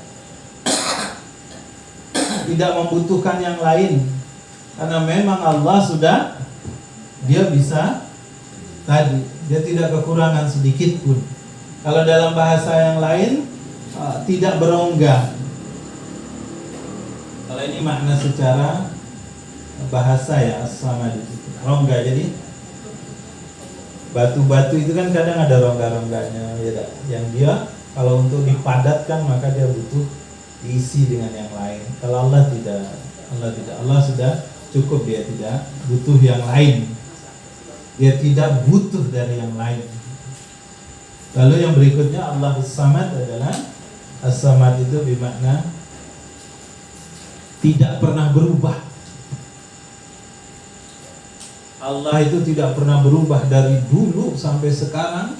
Ya, tidak berubah sedikit pun, tidak melemah, ya, tidak kemudian bertambah tua, tidak juga kemudian bertambah lamban, tidak. Kalau kita kan semakin bertambah umur, yang jelas tambah lamban, tambah rengkoh, tambah apa lagi? Banyak nian kurangnya. Ya. Tapi Allah tidak. As-samad itu artinya tidak pernah berubah. Allah macam itulah. Ya. Allah terus seperti itu. Jadi as-samad ini sekali lagi pesannya kuat sekali.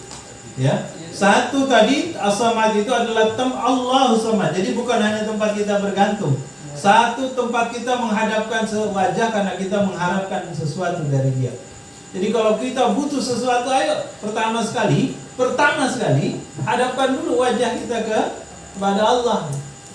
Ngadu yang pertama sekali kepada Allah Subhanahu adalah karena Allah as-samad, jangan kepada yang lain dulu. Terus Allah juga sumber bergantung, sumber harapan dan tujuan kita. Allah juga as-samad, Allah tidak butuh dari kita apa-apa, justru kita yang butuh pada Allah itu. Yang keempat, Allah itu tidak as-samad, itu maknanya dalam bahasa Arab tidak pernah. Walaupun kita minta sebanyak-banyaknya, walaupun ratusan ribuan kali kita minta, tetap Allah tidak marah sama kita, tetap tidak berubah sifatnya, tetap Allah kasih. Selama kita minta, selama itu pula Allah kasih, tidak berubah Allah. Tidak bosan-bosan. Awak diminta adik, diminta kakak, diminta keluarga sekali, 2 kali kita bagi, 4 kali, 5 kali, berubah kita. Ya, tapi Allah tidak. Semakin Allah tetap seperti itu. Pengasihnya terus, penyayangnya terus, pemberi ampunannya terus, penerima taubatnya terus, tidak berubah. Allahus Samad, ya. Allahumma shalli ala Muhammad. Qul huwallahu ahad. Allah lah yang satu, yang dia tidak ada duanya, yang dia tidak perlu yang lain, ya. Allahus Samad. Nah, berikutnya ayat ketiga, lam yalid wa lam yulad. Kata lam itu, jadi dalam bahasa Arab, tidak itu dalam bahasa Arab ada lam, ada lan. Lan tanalul birra, ada lan tarda, tidak akan pernah ridha. Kalau ini lam, tidak. Lam yakul, tulisannya macam mana lam yakul? Nah, itu yang salah. Ekal. Kita sering mengatakan lam yakul itu begini, lam ya. Kita sudah ayat berapa nih? Lam yalid dulu ya. Nah, lam yalid. Lam ini ya untuk menidakkan, menegasikan sesuatu yang masa lampau. Kalau ini menidakkan masa yang akan datang. Kalau ini yang akan datang. Kalau ini masa lalu. Ya. Jadi ya, kalau lam yalid, qul huwallahu ahad, Allahus samad, lam yalid wa lam yulad. Lam, Allah tidak pernah dari dulu, tidak pernah, betul. Ya, kalau Al-Quran pakai kata lan, itu nanti ke depan, selamanya nanti sampai besok, lusa, tahun depan, bulan depan, itu lan kata gitu ya. Tapi di sini lam. Kalau lam ini masa lalu. Sekarang coba tengok. Lam yalid wa lam yulad. Pertanyaannya itu, kenapa Allah di sini nyebutnya tidak beranak dan tidak pula diperanakkan? Orang itu lahir dulu apa melahirkan dulu? Orang itu lahir dulu atau melahirkan? Melahirkan. Lahir dulu baru melahirkan. Iya. Nah, di sini kenapa Allah bilangnya Allah melahirkan dulu dan juga tidak dilahirkan? Kenapa terbalik? Harusnya kan lam yulad walam yalid, tidak dilahirkan dan juga tidak melahirkan, harusnya gitu. Tapi di ayat ini tidak, Allah tidak melahirkan dan juga tidak dilahirkan. Kenapa? Karena ternyata orang dulu itu menganggap Allah itu punya anak, seperti yang tadi kami sampaikan itu ya. Orang Nasrani menganggap Isa itu anak Tuhan, orang Yahudi menganggap Uzair itu anak Tuhan, orang Quraisy kafir musyrikin waktu itu menganggap malaikat itu adalah anak-anak Tuhan juga. Ya, makanya di ayat ini didahulukannya itu adalah melahirkan. Allah tidak, dari dulu lam yalid, dari dulu sekali, dari awal sekali tidak pernah Allah itu tidak pernah melahirkan, walam yulad, dan juga tidak dilahirkan. Artinya Allah tidak punya anak itu, maksudnya Allah tidak butuh yang lain. Allah tidak butuh pembantu, Allah tidak butuh yang lain. Ya, yulad itu Allah tidak ada permulaannya, karena setiap permulaan, kalau ada permulaan berarti ada akhirnya ya. Saya melihat dalam bahasa Arabnya, saya contohkan. Jadi yalid itu lam yalid, yalid itu lahir, yulad itu melahirkan, dilahirkan, oke? Untuk mengambantah anggapan bahwa malaikat itu anak Allah, Uzair anak Allah, Isa juga anak Allah. Jadi lam yalid walam yulad ini juga menjadi bukti bahwa tidak ada awal dan juga tidak ada akhir. Nah terakhir, nah ini yang penutup ya. Walam yakul lahu kufuwan ahad. Ini yang kita cermati ini dari ayat ini adalah kata kufunya ya.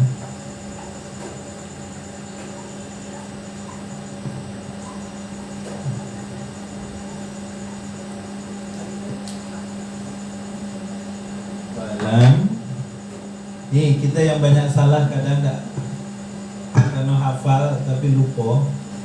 Kita sering bacanya begini, walam yakul nih lahu, padahal bukan begini. Yang betul itu walam yakun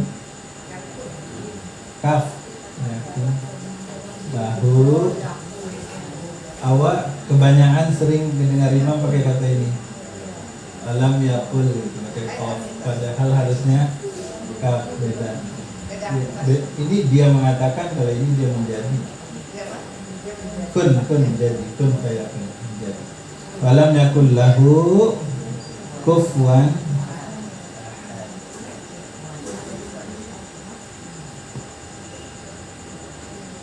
walam dan tidak lahu dia kufuan menyamai satupun. Susunan kalimatnya juga salah dalam tidak lazim dalam bahasa Arab. Lazimnya itu kata lahu ini biasanya letaknya itu di sini di belakang lahu.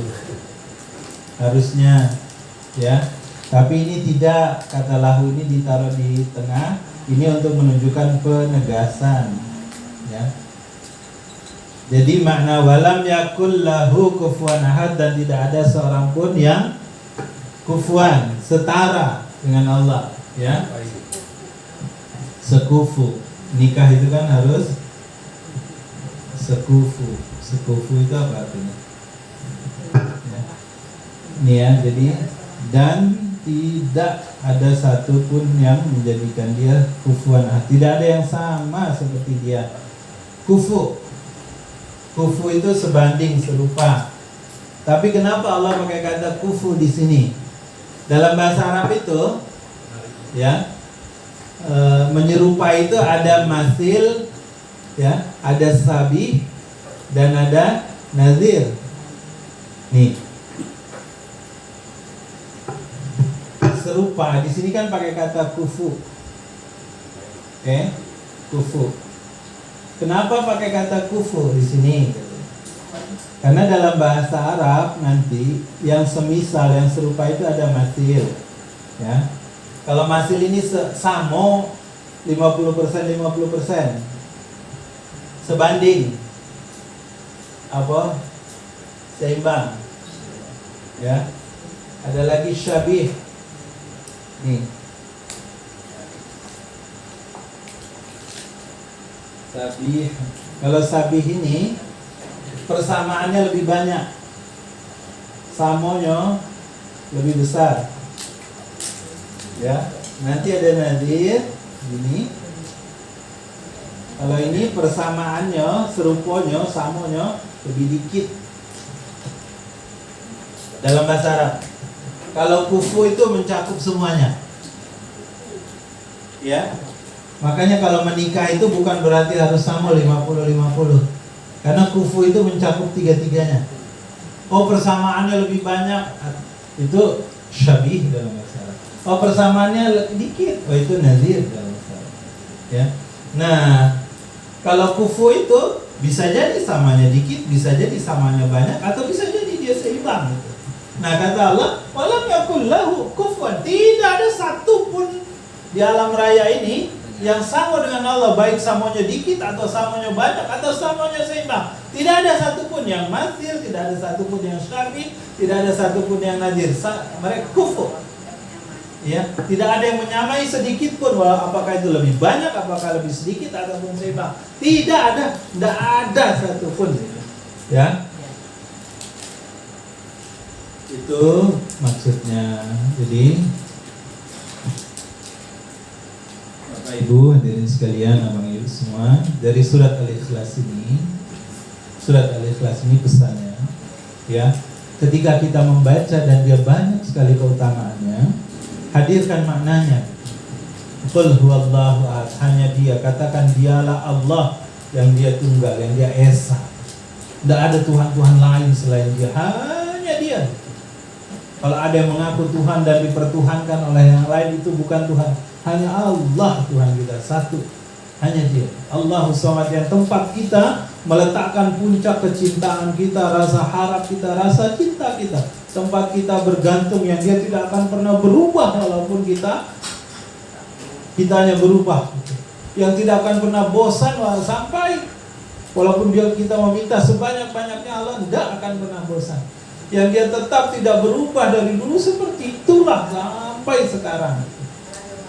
Ya, Allah yang dia juga tidak beranak, lam yalid walam yulad, dan tidak juga dilahirkan, walam yakul lahu kufuwan, dan tidak ada satu pun yang sama dengan dia. Nah, ini Mbak, yuk baca pelan-pelan, pakai arti, baca pelan-pelan, pakai arti, lama-lama kaki akan muncul pemahaman kita. Ya, jadi kalau dalam kaidah bahasa itu dikatakan, ini dalam tafsir namanya. Dulu saya pernah bilang ikra, gitu kan. Sumat tadabbur. Baca baik, baca terus, baca lagi, nanti akan datang pemahaman kepada kita. Kita mungkin hari ini bacanya Allahu Ahad, katakan dialah Allah yang satu, dan tidak ada yang menyamai dia. Allahus Samad dengan 4 makna tadi itu, tawajjah ilaihi, sumber harapan dan tujuan kita, tempat yang dia tidak pernah berubah, yang dia tidak butuh apa-apa. Dia tidak juga melahirkan dan juga tidak dilahirkan. Dia juga tidak ada yang sama satu. Terus baca dulu. Jadi ada satu kisah, Ibnu Taimiyah namanya. Beliau ketika ingin menafsirkan sebuah ayat, dia baca 100 tafsir yang ditulis oleh ulama-ulama sebelum beliau. Ya, jadi ketika dia baca sambil dia berdoa, pokoknya dia baca sambil dia meminta kepada Allah agar diberikan pemahaman itu. Ternyata datang pemahaman baru di luar pemahaman yang sudah ada. Maksudnya pemahaman yang lebih dalam lagi. Ya, jadi Masya Allah. Sekali lagi, ini surah bercerita tentang akidah. Dia sepertiga dari agama kita. Ya, dengan memahami Allah itu satu, tidak ada yang lain, bahwa tempat kita berharap itu sungguh hanya Allah saja, yang paling kita takuti itu hanya Allah saja, yang paling kita cintai juga hanya Allah saja, gitu kan? Itu akan insya Allah memberi kita kekuatan. Ya, makanya Allahu Ahad, Allahus Samad itu betul-betul membimbing orang-orang terdahulu itu jadi orang-orang yang luar biasa. Ya, jadi hari ini saya mengajak kita kan paling suka nih baca surat ini, ya, paling sering juga baca surat ini. Dari kecil kita senang ya baca surat ini, ya, akan cuma sekali lagi, ayo, kita sudah tahu kan keutamaannya. Dari nama-namanya saja, tadi itu terbayang oleh kita keutamaan dia. Tadi keutamaan yang pertama sekali apa? Kalau kita banyak membaca surat Al-Ikhlas ini seperti membaca sepertiga Al-Quran. Yang kedua, Allah akan masukkan kita ke dalam surganya. Yang ketiga, Allah akan mencintai kita. Yang keempat, kalau kita baca sebelum tidur, kita akan dijaga oleh Allah saat kita tidur. Ya, ketika kita baca ini juga akan menambah keimanan. Ya, dan keutamaan yang lainnya.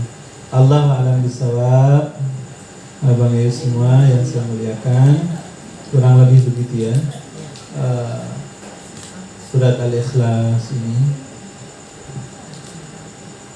juga satu tadi, makna ikhlas itu adalah as-safir wajala, ya, murni dan wajala, ya, membersihkan segala kotoran yang mencemari.